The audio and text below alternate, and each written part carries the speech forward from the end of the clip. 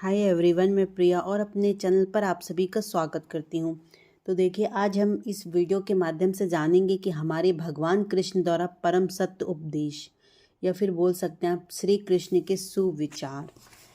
देखिए, अगर आप श्री कृष्ण के सुविचार पढ़ते होंगे, उनके अनमोल बातें जानने की कोशिश करते होंगे या श्रीमद् भागवत गीता पढ़ी होगी आपने, तो आपको बहुत अच्छे से पता होगा कि उनके अनमोल विचार क्या हैं। अगर नहीं तो चलिए देखिए, जीवन कर्म, सकारात्मक सोच, शांति, सत्य और सफलता पर छवियों के साथ सर्वश्रेष्ठ भगवत गीता संदेश, उदाहरण, स्थिति और विचार, है ना। कहते हैं कि भगवान कृष्ण को भगवान विष्णु के 8वें अवतार के रूप में और अपने आप में सर्वोच्च भगवान के रूप में पूजा जाता है। वह करुणा, कोमलता, प्रेम के देवता हैं और भारतीय देवताओं में सबसे लोकप्रिय और व्यापक रूप से क्या है, पूजनीय हैं। उन्होंने हमारे जीवन में प्रेम, खुशी, धर्म, मोक्ष, भक्ति, योग, ध्यान, धर्म, सत्य के बारे में सब कुछ सिखाया है। चलिए, मैं श्री कृष्ण के मुख से उनके कुछ अनमोल वचनों को आपके साथ साझा करूंगी। आप बताएं कि वो अनमोल वचन आपको कैसे लगे और कमेंट में अवश्य बताएं कि आपको किस प्रकार की वीडियो अच्छी लगती है हमारे इस धार्मिक चैनल में। तो मैं उस प्रकार की वीडियो आपके साथ अवश्य ही साझा करूंगी। चलिए, हमारे भगवान श्री कृष्ण कहते हैं कि वह सब कुछ करो जो तुम्हें करना है, लेकिन लालच से नहीं, अहंकार से नहीं, वासना से नहीं, ईर्ष्या से नहीं, बल्कि प्रेम, करुणा, नम्रता और भक्ति के साथ। भगवान श्री कृष्ण इस अनमोल वचन के माध्यम से कार्य करने की नियत का उल्लेख कर रहे हैं। जब किसी भी कार्य करने में अगर लालच होगा, बेईमानी होगी, जलन होगी, तो वो काम ना तो सही होगा और ना ही उसके परिणाम फलदायी होंगे। इसके अतिरिक्त जिस कार्य को हम पूरे मन से या फिर प्रेम पूर्वक करेंगे, तो वो न सिर्फ हमारे लिए बल्कि समाज के लिए भी हितप्रद होगा। हमारे भगवान श्री कृष्ण कहते हैं, नरक के 3 द्वार हैं, काम, क्रोध और लोभ। जो व्यक्ति कामी प्रवृत्ति का होता है, जिसके मन में लोभ होता है, वो अत्यधिक क्रोधी स्वभाव का होता है। उसके लिए नरक के द्वार सदैव खुले होते हैं, अर्थात ऐसे व्यक्ति को तो न सिर्फ नरक में जगह मिलती है और ना ही स्वर्ग में। चलिए, श्री कृष्ण कहते हैं, मैं भी सृष्टि का आदि, मध्य और अंत हूँ। भगवान श्री कृष्ण की इस सृष्टि के पालनहार हैं और वही इस संसार की शुरुआत थे, वही मध्य हैं और वही अंत हो जाएंगे। जो आप जो चाहते हो उसके लिए नहीं लड़ते हैं, तो जो खोया उसके लिए मत रो ना। मनुष्य सब कुछ चाहता है पर सब कुछ उसे नहीं मिल सकता। आपको जो नहीं मिल सका है उसके लिए पश्चाताप मत करो, और जो आपसे खो गया है, जो आपसे अलग हो गया है, उससे आप निराश भी मत हो। मैं सभी प्राणियों के हृदय में स्थित आत्मा हूँ। मैं सभी प्राणियों का आदि, मध्य और अंत हूँ।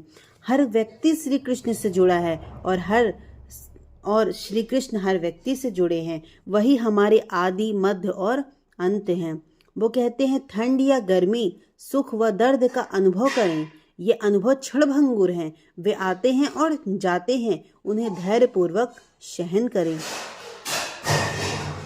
कहते हैं कि समय एक सा नहीं रहता है। आज दुख है तो कल सुख भी आएगा और सुख के बाद दुख भी आना स्वाभाविक है। आपको पूरे धैर्य और श्री कृष्ण पर विश्वास के साथ अपना जो जीवन है वो निर्वाह करना चाहिए। सत्य कभी नष्ट नहीं हो सकता है और अच्छा करने से नहीं डरना चाहिए। लोग अक्सर सच कहने से बचते हैं या डरते हैं, पर सत्य कभी छुप नहीं सकता है और ना ही कभी मिट सकता है। कितना भी छुपा लें पर सच तो उजागर हो ही जाएगा। इसलिए जो बात सच पर आधारित हो उसे करने और कहने में या मानने से कभी नहीं डरना चाहिए। इस शरीर का मोह मत करो, यह तो माटी है और माटी में मिल जाएगा। अमर तो आत्मा है जो परमात्मा में मिल जाएगी। लोग अपने शरीर को सुंदर बनाने में लगे रहते हैं और आत्मा की सुंदरता शरीर की सुंदरता से कई ज्यादा महत्वपूर्ण है।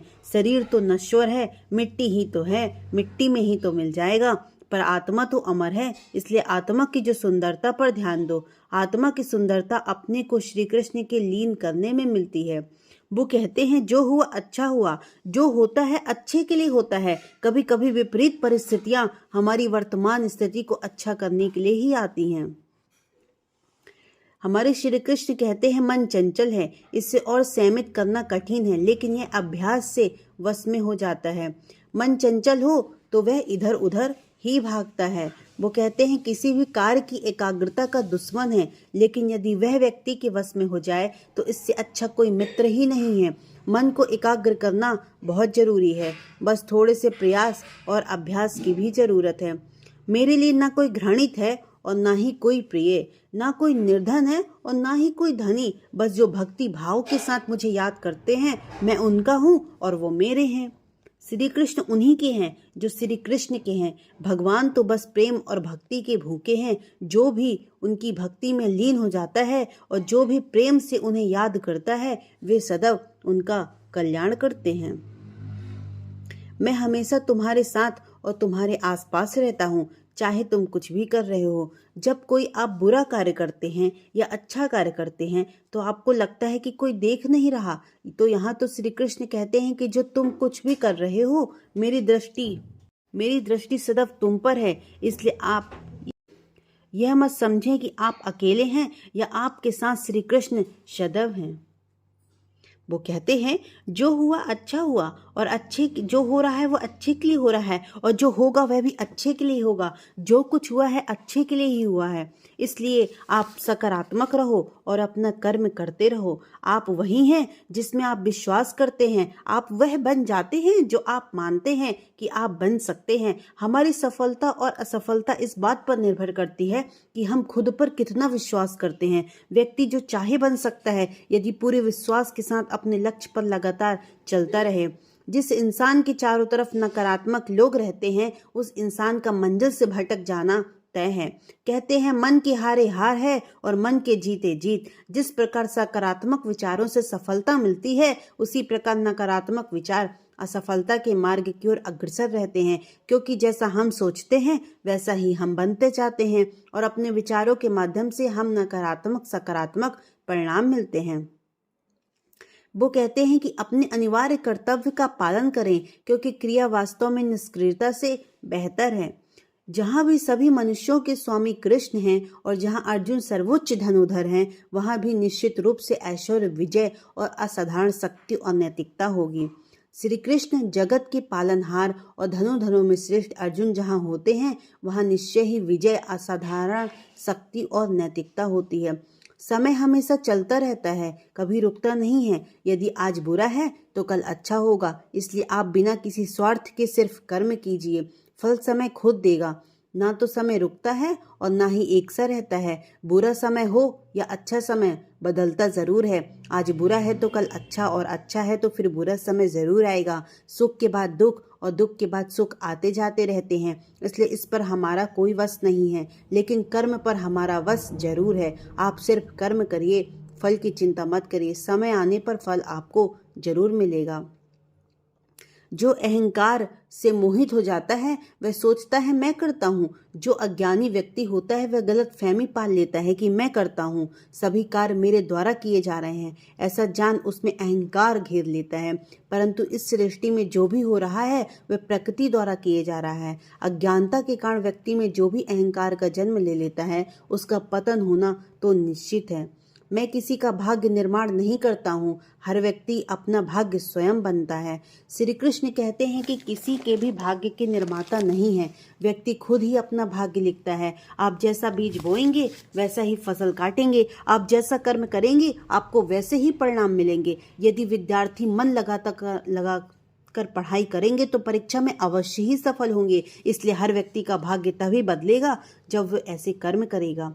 पृथ्वी, जल, अग्नि, वायु, आकाश, मन, बुद्धि और अहंकार, ये मेरी प्रकृति के 8 विभाग हैं। जो कुछ भी है और जो वो वर्तमान में है, जो बीत गया वो नहीं आएगा, और जो आने वाला है उसकी चिंता नहीं, बल्कि खुले हाथों इसका हमें स्वागत करना चाहिए। भ्रम और संदेह से परे जब भगवान से प्यार करते हैं तो आप हर चीज से प्यार करते हैं।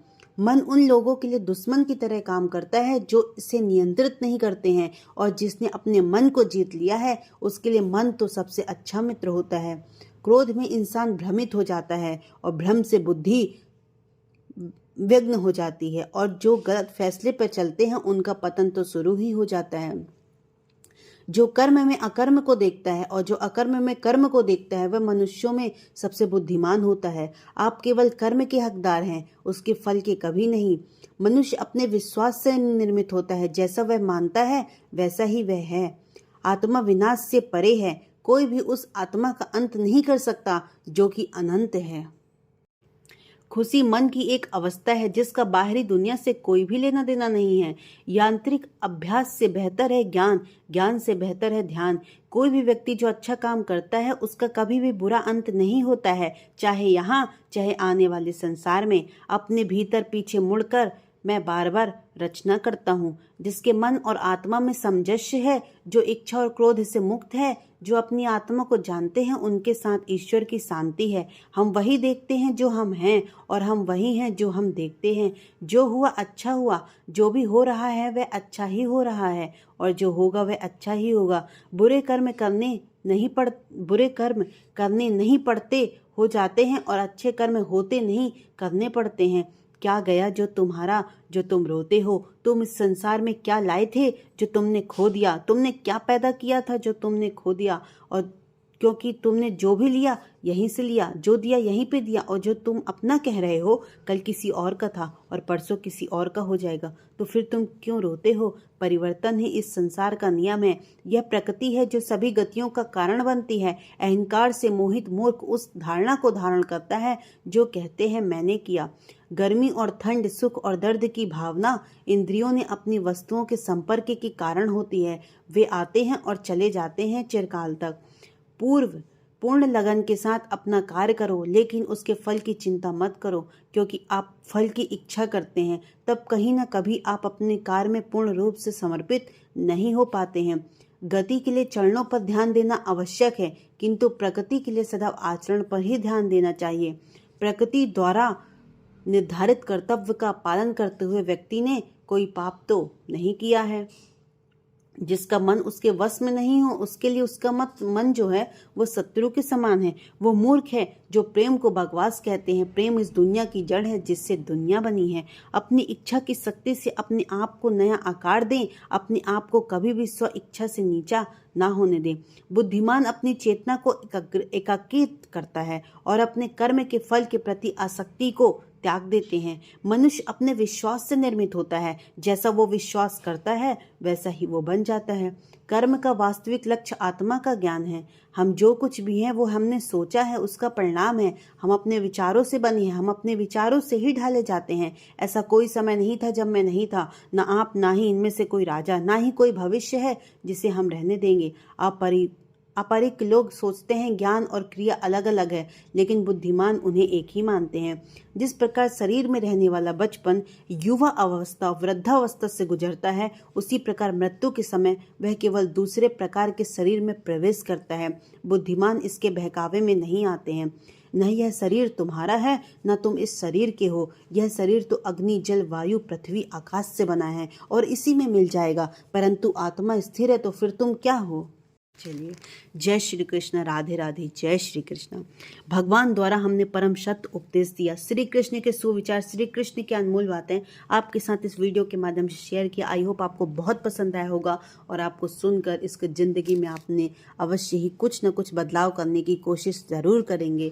चलिए, आई होप आपको बहुत पसंद आया होगा, तो ज़्यादा से ज़्यादा इस वीडियो को शेयर करें और हमारे चैनल को सब्सक्राइब भी करें। Thank you so much. मिलते हैं कल एक नए नेक्स्ट वीडियो के साथ। तब तक के लिए बाय बाय।